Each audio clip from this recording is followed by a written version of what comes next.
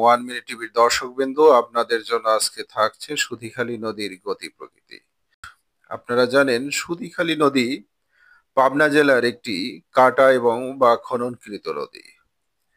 পাবনা জেলার বেড়া পাম্পিং স্টেশনের পাশে হুড়াসাগর নদী থেকে এই নদীটির উৎপত্তি এবং সোনাকান্দর চিকনাই নদীতে এটা পতিত হয়েছে। নদীটি বেড়া, সাঁথিয়া ও ফরিদপুর উপজেলার নদী। নদীটির দৈর্ঘ্য 20 কিলোমিটার, গড় প্রস্থ 120 মিটার। প্রকৃতি আমরা যদি বলি, এর প্রকৃতি মূলত কাটা নদী, তবু মৌসুমী প্রকৃতির বলা যায়। বর্ষাকালে এখানে পানি থাকে, বর্ষা মৌসুম ছাড়া শুকনো মৌসুমে এখানে পানি পাওয়া যায় না। এটা বৈশিষ্ট্য সর্পিলাকার।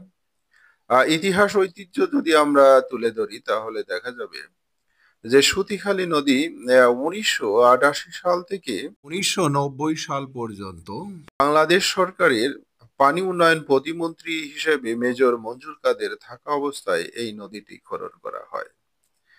প্রেসিডেন্ট এরশাদের আমলে মূলত এই খালটি, মূলত এটা খাল, নদী নয়, আমরা এটা সুতিখালী নামে একটা বিল পেয়েছি সরেজমিনে পর্যবেক্ষণ করে।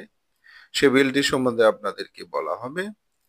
আপনারা জানেন বেড়া পাম্পিং স্টেশনের পাশে হোরাসাগর নদী থেকে যে 12 ভোল্টের একটি স্লুইস গেট আছে, সেই স্লুইস গেট থেকে আমাইকুলার মাছ দিয়ে যে বিল, সুতিখালী বিল, ওইটাই হচ্ছে বিল। অর্থাৎ ওখানে চয়রা অধীননগর, এদিকে আমাইকুলা, ওদিকে ভিটেপাড়া, ওদিকে পাটগাড়ি, এই যে বিল, এই বিলের মাছ দিয়ে সুতিখালী নদী এঁকে বেঁকে অগ্রসর হয়েছে।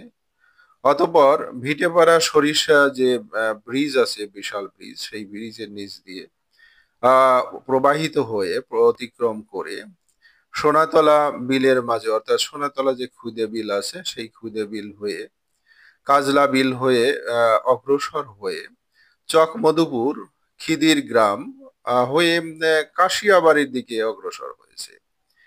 অতঃপর একে বেঁকে এই কাশিয়াবাড়ি হতে রুদ্রগাতি, ধুলাউড়ির পাশ দিয়ে মনোহরপুর, লক্ষ্মীপুর, আপনার তারপর সোনাকান্দর, বিলচাপড়ি, চরপাড়া আমাদের সাথিয়া উপজেলায়, তারপরে চিকনাই নদীতে গিয়ে চরপাড়ার ওখানে চিকনাই নদীতে গিয়ে, এই যে চরপাড়া আমার যে দেখাচ্ছি, বাম পাশে চরপাড়া এবং ডান পাশে সোনাকান্দর, এই যে এখানে যে এটাই হলো, এই যে চিকনাই নদীতে এসে পতিত হয়েছে।